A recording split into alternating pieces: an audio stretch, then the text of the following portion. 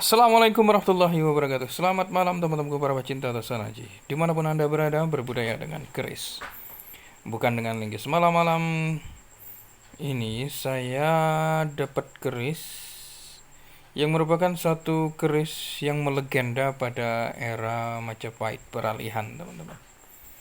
Namun sebelum saya akan menjelaskan fakta sejarahnya dan juga filosofinya, aspek filosofi dan juga makna yang terkandung pada keris ini, alangkah baiknya saya haturkan kepada Anda untuk terus tonton channel Hunter Pusaka serta tekan tombol subscribe serta tombol loncengnya agar tidak tertinggalan dari video-video saya selanjutnya, teman-teman. Oke, keris apakah ini? Ini adalah keris yang melegenda pada era zaman Sunan Kalijogo.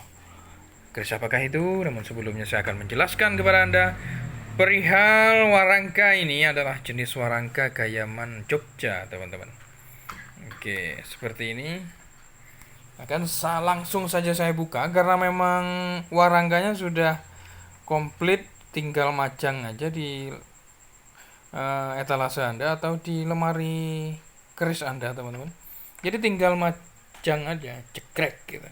Dilihat sudah cukup menawan. Bismillahirrahmanirrahim. Akan saya buka, teman-teman.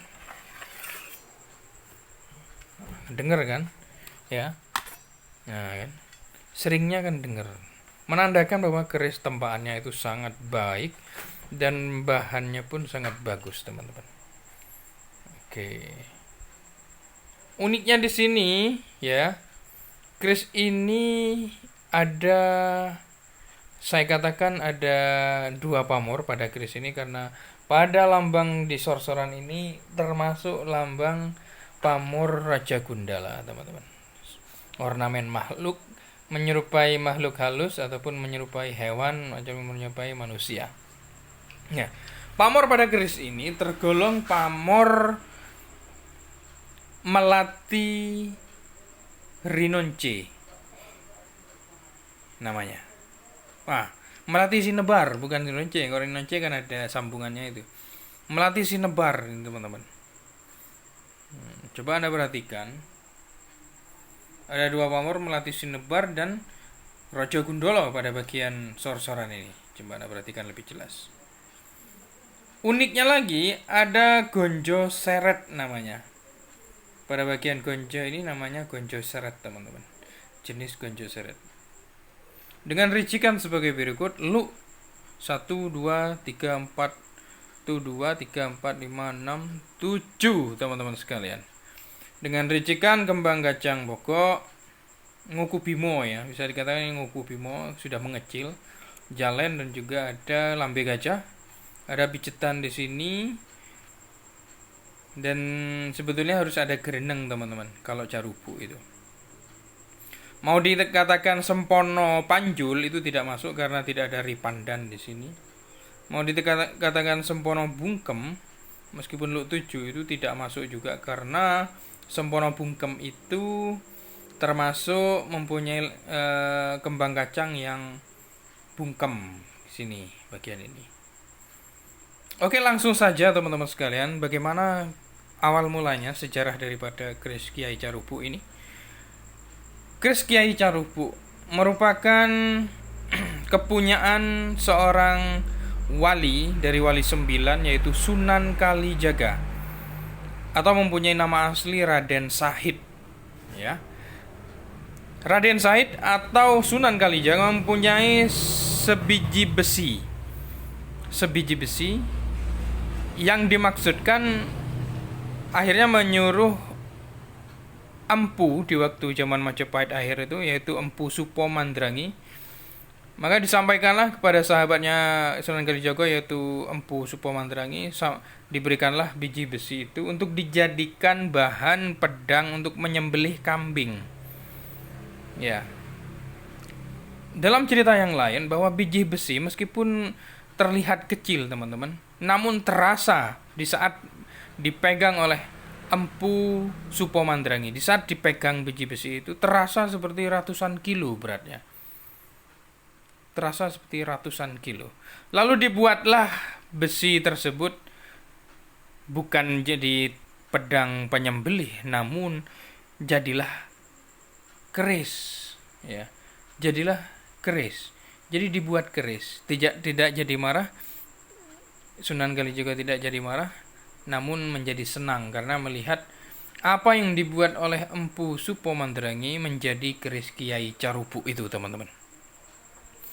Keris Kiai Carubuk termasuk keris milik dari Sunan Kalijaga yang sangat fenomenal. Bahkan sebagian pengamat mengatakan keris tersebut masih berada di sekitar makam Sunan Kalijaga. Ada yang bilang seperti itu, namun ada yang bilang masih dipegang oleh pewaris-pewaris dari Sunan Kalijaga. Tidak hanya itu, teman-teman sekalian, setelah itu ada kejadian yang juga luar biasa. Maka Sunan Kalijaga mewariskan keris tersebut kepada muridnya, yaitu Raden Hadiwijaya, atau dikenal dengan nama Joko Tingkir, keris Kiai Carubuk tersebut. Yang juga fenomenal, menjadi cerita yang sangat masyhur pada waktu itu adalah sebuah peperangan atau pertarungan antara Joko Tingkir melawan versus Arya Penangsang dengan kerisnya yang sangat terkenal, yaitu keris dari Arya Penangsang ini adalah Setan Kober namanya. Dalam pertempuran tersebut dimenangkan oleh Raden Hadiwijaya atau disebut Joko Tingkir ini. Itulah keris yang sangat fenomenal milik dari Sunan Kalijaga yang turun kepada Joko Tingkir untuk memenangkan pertarungan dengan Arya Penangsang yang mempunyai keris Setan Kober, teman-teman sekalian. Begitulah cerita yang banyak terdapat di buku-buku sejarah. Di Serat Tanah Jawa pun ada itu. Di Babat Demak pernah diceritakan juga. Itulah keistimewaan dari keris Kiai Carubuk. Selain itu, teman-teman sekalian, keris Kiai Carubuk merupakan sebuah keris yang diburu oleh para kolektor, terutama ini ya, untuk para penguasa, pejabat, dan mungkin menjadi calon pejabat. Mungkin ini kan pilkada, jadi banyak juga yang memburu keris Kiai Carubuk.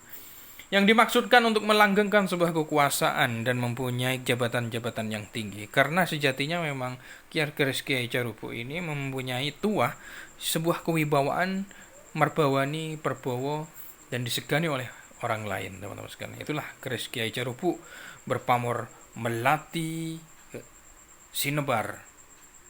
Pamornya melati Sinebar dan pamor Raja Gendolo. Dan pada gonjonya ini yang paling menarik adalah gonjo seret bertangguh Mataram, teman-teman sekalian. Terima kasih yang sudah menyimak. Mudah-mudahan menambah kesanah sedikit ilmu pertosan ajian di Nuswantoro ini.